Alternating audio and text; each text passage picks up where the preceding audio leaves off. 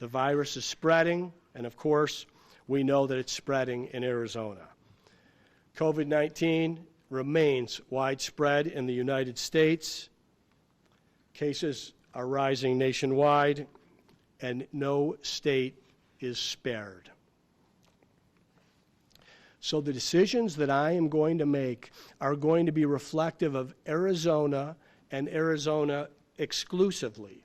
And of course, I take into account other decisions that folks have made, best practices, information that they would have. In addition to Governor Sisolak, yesterday I had a discussion with Charlie Baker in Massachusetts, Larry Hogan in Maryland. So there's a lot of discussion on folks that were hit first, hit harder than we were, and before we were, things that we can do to get our arms around the crisis as quickly as possible. So there are continued sacrifices that are needed.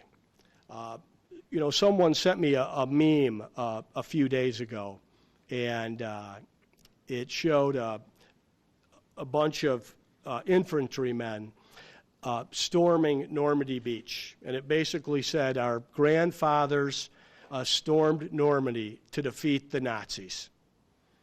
We're asking you to stay home on the couch and watch Netflix. Don't screw it up. So it was a momentary, funny issue in a time of real seriousness. But there really is nothing that you can do that will help more than staying home. This idea of sacrificing is really a mindset. And if you see it as helping other Arizonans, helping our state, helping our country, helping our healthcare workers, putting our kids in a position where eventually they can return to school and that we can protect the maximum amount of people and protect the maximum amount of livelihoods. There are strength in numbers along with the informed actions that we can take. So let's talk about the additional actions that we're going to take to slow the spread.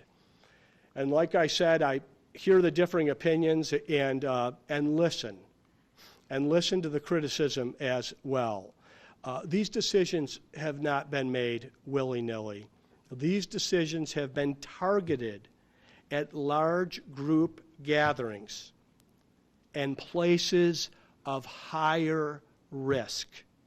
And you can see this chart. This is our chart here in Arizona, but you could see a similar chart in other states. You could see a similar chart in Texas or on the CDC's website. And this is where our focus is. This is a process of risk reduction. The virus is widespread. There's not the opportunity today to talk about risk removal. It's about making the best decision possible to reduce your risk of contracting this virus, to reduce your risk of spreading the virus, and especially of spreading the virus to someone that's most vulnerable.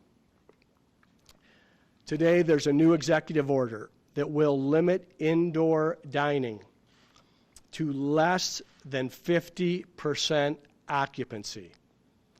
Occupancy is set by the fire code.